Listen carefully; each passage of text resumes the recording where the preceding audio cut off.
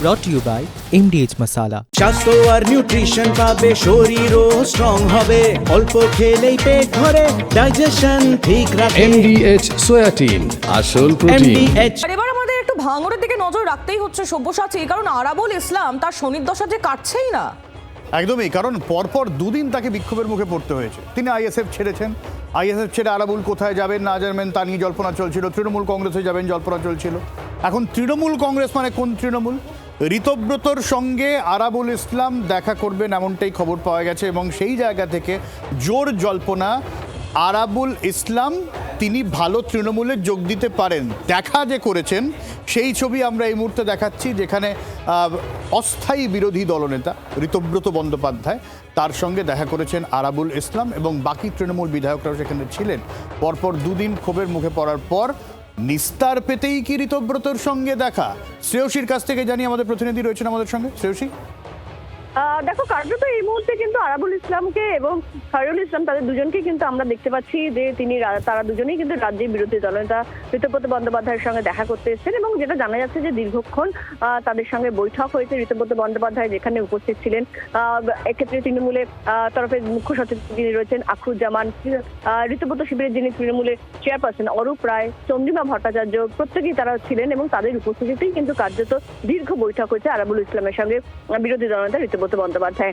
এখন এই মুহূর্তে কিন্তু এখনো পর্যন্ত কিন্তু আরাবুল ইসলাম তিনি বিধানসভায় ঋতব্রত বন্দ্যোপাধ্যায় ঘরে রয়েছেন এই মুহূর্তে, এবং সেই জায়গা থেকে দাঁড়িয়ে এই দীর্ঘ যে বৈঠক, জল্পনা, আলোচনা, সেই সামগ্রিক সমস্ত কিছু নিরিখে এটা খুব স্পষ্ট হচ্ছে যে আগামী দিনে সেক্ষেত্রে এই তৃণমূল অর্থাৎ সেক্ষেত্রে ঋতব্রত শিবিরেই তিনি যোগ দিতে চলেছেন, এমনটাই কিন্তু স্পষ্ট হচ্ছে। অনেক ধন্যবাদ শ্রেয়সী।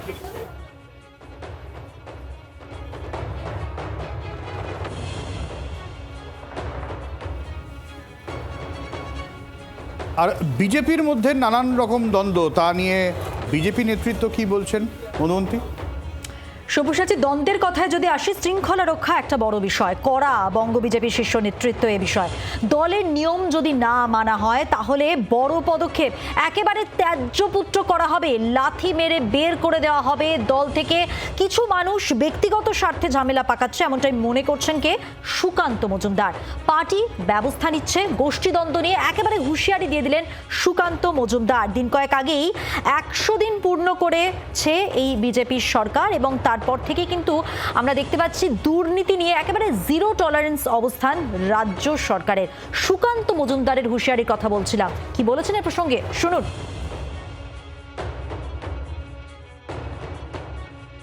কোনো গোষ্ঠীদ্বন্দ্বের বিষয় নেই। কিছু মানুষ নিজেদের স্বার্থে, ব্যক্তিগত স্বার্থে কোনো জায়গায় ঝামেলা পাকাচ্ছে, পার্টি ব্যবস্থা নিচ্ছে। প্রথমে যেটা হয়, ঘরের ছেলে, আপনার ছেলে যদি দোষ করে, আপনি তো প্রথম দিনই তাকে ত্যায্যপুত্র করে দেন না। প্রথমে বোঝান, সোনা বাবা করেন, তারপরে 2-4 ঘা দেন। আমাদের পার্টিও তাই করছে। যখন না মানে তার ত্যায্যপুত্র করতে হবে, তখন লাথি মেরে বের করে দেবে পার্টি, তখন বুঝতে পারবে। কাটমানি খাওয়া বলুন, তোলাবাজি বলুন, যে কোনো রকম দুর্নীতি তা বরদাস্ত করবে না দল, একেবারে স্পষ্ট জানিয়ে দিলেন সুকান্ত মজুমদার, এবং নিদানও দিলেন কি করা হবে। এবার বিজেপির রাজ্য সভাপতি শ্রমিক ভট্টাচার্য তিনি কি বলছেন এ প্রসঙ্গে, পাশাপাশি কালীঘাটপন্থী তৃণমূল নেতা বৈষ্ণব চট্টোপাধ্যায় তার কি বক্তব্য শোনাবো পরপর।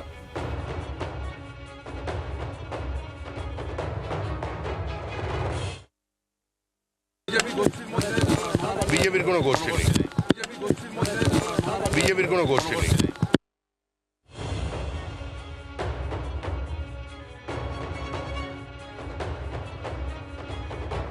100 দিনের মধ্যেই এই অবস্থা।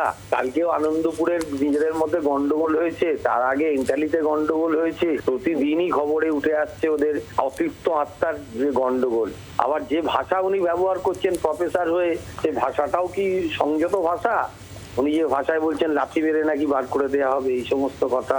যাই হোক, সেটা ওনাদের পার্টি, ওনারা ভাবুক। এই পার্টি টিকবে না, বিজেপি এই রাজ্যে টিকবে না, বাংলা সংস্কৃতির সঙ্গে বিজেপি যায় না, এইটুকু বলতে পারে। এইসব বলে ধামাচাপা দেওয়ার চেষ্টা করবে, নিজেরা বেসামাল অবস্থা সামলাতে পারছে না। বিতর্কে বিজেপি কাউন্সিলর পুজো নিয়ে বিতর্ক, হুমকি দিয়েছেন তিনি, কি বলেছেন জানাবে আহেলি। একেবারে মধুমন্তী, তুমি কিছুক্ষণ আগে সুকান্ত মজুমদার তার বক্তব্য শোনাচ্ছিলে, যেখানে তিনি একদম স্পষ্ট বলছেন যে কোনো রকমের কোনো দুর্নীতি বরদাস্ত করা হবে না, কোনো হুমকি হুঁশিয়ারি দেওয়া চলবে না। কিন্তু বারবার যে প্রশ্নটা উঠছে যে বিজেপির শীর্ষ নেতৃত্বের কথা কি নিচুতলার কর্মীরা তারা শুনছেন না? আর এবার তো একেবারে বিজেপি কাউন্সিলর তাকে নিয়ে বিতর্ক, তিনি বলছেন যে পুজো করলে দেখে নেবো, এমনটাই অভিযোগ। ইংরেজবাজার পুরসভার 29 নম্বর ওয়ার্ডের এই ঘটনা, পুজো কমিটির বৈঠক ঘিরে অশান্তির অভিযোগ এবং তারপর কাউন্সিলরের উপস্থিতিতেই ঠিক কিরম পরিস্থিতি তৈরি হয়, কিভাবে হাতাহাতি মারামারি হয়, একবার দেখুন ছবিটা।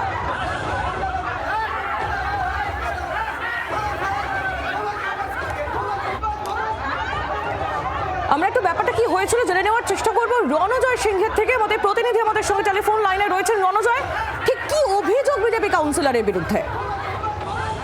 আমি প্রথমে বলে রাখি, প্রতি বছরই 29 নম্বর ওয়ার্ডে এই এলাকায় কিন্তু পুজো হয়, পুজো করে, এলাকার মানুষজন পুজো করে এবং এই পুজোকে কেন্দ্র করে কিন্তু গতকালকে একটি আলোচনা সভা আয়োজন করা হয়েছিল এবং এলাকার যারা মহিলা রয়েছেন তারাই এই আয়োজন করেছিলেন এবং সেই যখন আলোচনা চলছিল পুজো কিভাবে তৈরি হবে, তখন এলাকার যিনি কাউন্সিলর কৃষ্ণনাথ তিনি দল নিয়ে ওই আলোচনা সভায় উপস্থিত হন এবং সেখানে তার বিরুদ্ধে যে অভিযোগ ওঠে সেখানে তার পুজো কমিটি, তার যারা সদস্য রয়েছে বা তার অনুগামী যারা রয়েছে তাদেরকে পুজো কমিটি নিতে হবে এবং তাকে ঘিরে কিন্তু মূলত কষ্টটা শুরু হয় এবং সেই কষ্টটা থেকেই কিন্তু পরবর্তীতে হাতাহাতি হয় এবং একে অপরকে হুমকি দিতে থাকেন। এই বিষয়গুলি দেখা যায়, পুরো ছবি কিন্তু সামাজিক মাধ্যমে ভাইরাল হয়েছে এবং কৃষ্ণনাথের যে অভিযোগ যে তিনি সেই আলোচনা সভায় উপস্থিত হয়ে সেখানে তার যে অনুগামী রয়েছেন তাদেরকে পুজো কমিটির ঢুকতে নিতে হবে, তাদের নির্দেশে পুজো করতে হবে এবং এলাকায় যারা বাসিন্দারা পুজো করেন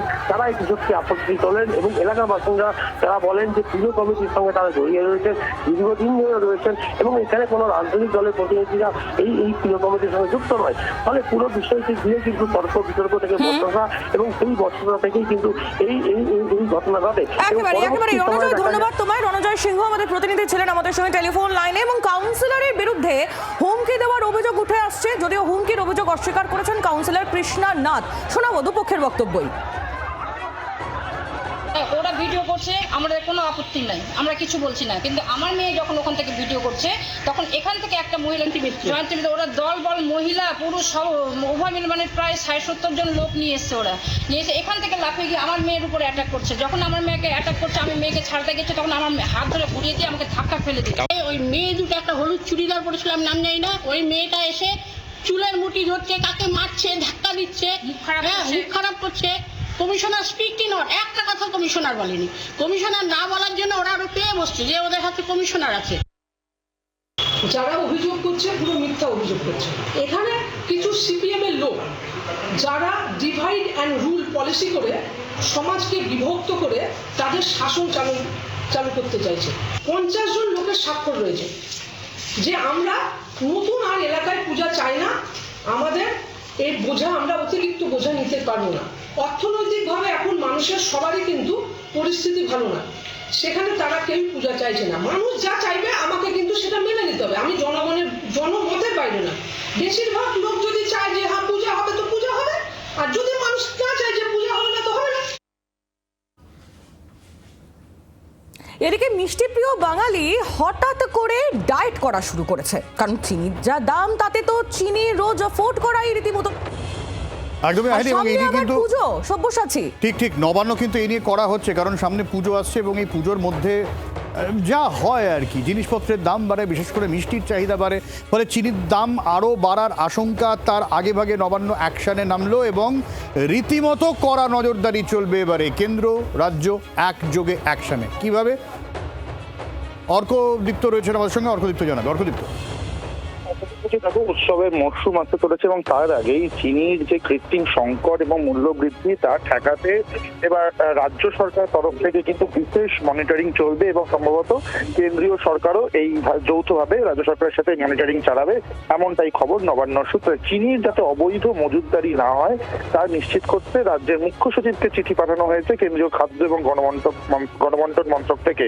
আগামী 1 সেপ্টেম্বর থেকে 30 নভেম্বর পর্যন্ত বিশেষ নজরদারি চলবে। ওই 1 সেপ্টেম্বর থেকে 30 নভেম্বর, মানে সময়টা কিন্তু দুর্গাপুজো, কালী পুজো, একদম যে ফেস্টিভ সময়টা, সেই সময় কিন্তু আলাদা করে এটা এই নজরদারিটা চালানো হবে। এবং যে চিঠি এসছে তাতে পরিষ্কার বলে দেওয়া হয়েছে যে বড় বড় যে কনফেকশনারি বা সফট ড্রিঙ্কস প্রস্তুতকারক রয়েছে, বড় মিষ্টির দোকান যারা রয়েছেন, তারা একটানা 15 দিনের বেশি বা 10 মেট্রিক টনের বেশি চিনি মজুত করতে পারবেন না। এবং যদি সেক্ষেত্রে যদি নিয়ম না মানা হয়, সেক্ষেত্রে 3 মাসের কারাদণ্ড এবং আর্থিক জরিমানাও হতে পারে। অর্থাৎ সব্যসাচী খুব পরিষ্কার, এই উৎসবের মরশুমে যাতে চিনির কালোবাজারি না হয় বা চিনি অত্যধিক স্টোরেজ না হয়, সেটা নিশ্চিত করতেই কিন্তু এই ব্যবস্থা নিতে চলেছে সরকার। অনেক ধন্যবাদ অর্কদীপ্ত।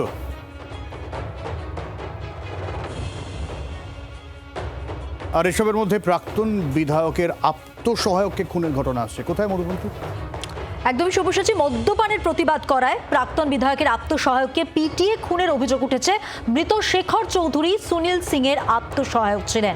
এবার এই অভিযোগ করেছে ক্লাবের কয়েকজন। মদ্যপান করছিলেন তারা, সেই মদ্যপানের প্রতিবাদ করাতে চলে মারধর, ইট দিয়ে থেতলে তাকে খুন করা হয়েছে, এমনটাই অভিযোগ উঠেছে। এবং তার মৃত্যুর যে অভিযোগ উঠেছে সেখানে যেটা দেখা যাচ্ছে যে মদ্যপান করছিলেন কয়েকজন এবং সেই ঘটনার প্রতিবাদ করেছিলেন তিনি। বরুণ সেনগুপ্ত প্রতিনিধি রয়েছেন, আর একটু বিস্তারিত জানবো বরুণের কাছ থেকে। বরুণ, একেবারে গারুলিয়া পৌরসভার এক সময় যিনি চেয়ারম্যান ছিলেন, পরবর্তীকালে গারুলিয়ার বিধায়কও ছিলেন, সেই সুনীল সিং এর আত্মসহায়ক, তিনি যখন বাড়ি ফিরছিলেন, ঠিক সেই সময় শেখর চৌধুরী বাড়ি ফিরছিলেন রাত্রে। ঠিক রাতে তাকে কিন্তু তিনি যখন তার বাড়িতে যাওয়ার আগেই একটি ক্লাব করে, সেই ক্লাবে দেখছিলেন মদ্যপান চলছে।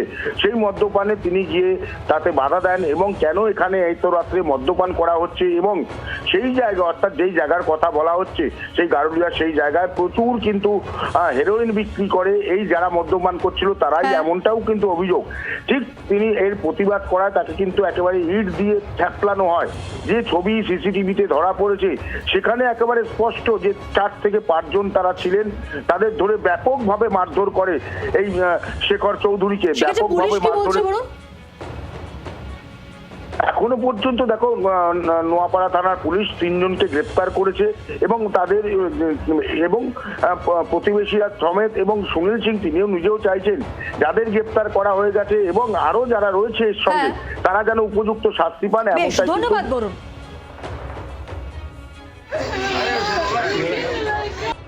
ওর মাসি এসে বলেছিল তোমরা গাঁজা বলো যে বিরোধ করবো, ওকে মেরে ফেলো, এটাই করেছে। আমরা এটা চাই না, আমরা পুলিশকে চাই না, ওকে আমরা চাই বাস, আর কাউকে চাই না। যে কাতিল আছে ওকে আমরা আমাদের এলাকার বাড়িতে চাই, এমনি টাকা নিয়ে ধরেছে, 4টার সময় ছেড়ে দিয়েছে। শাসন দাও, কোর্ট শাসন দাও, সাজা দাও না তো আমাদের হাতে দাও, বাস এইটাই চাই আমরা। দারুণ বিশুদ্ধ প্রাকৃতিক হলুদ, লঙ্কা, ধনে না, লঙ্কা, ধনে, হলুদ, MDH MDH। brought to you by MDH Masala।